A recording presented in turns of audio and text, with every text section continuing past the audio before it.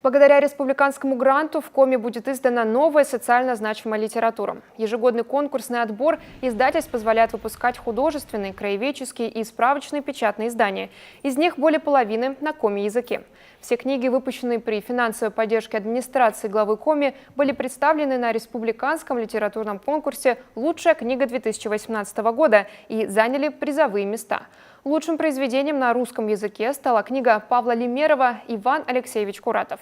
В этом году на поддержку книгоиздателей из регионального бюджета было выделено порядка 7 миллионов рублей. Специальная комиссия оценила актуальность и социальную значимость заявленных проектов, их научную, практическую и просветительскую ценность. Прошедший конкурс – это один из элементов государственной поддержки книгоизданий в Республике Коми, которая осуществляется в нашем регионе на протяжении уже долгого времени. Стоит отметить, что не в каждом регионе она есть, но, собственно, хорошо, что она у нас существует, и ежегодно на это выделяются бюджетные средства.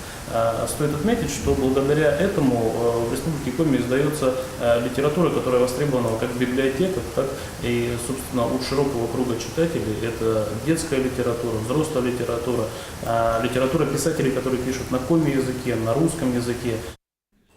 Кроме того, ежегодно выходят книги из серии «Республика Коми. Люди и время» о выдающихся земляках.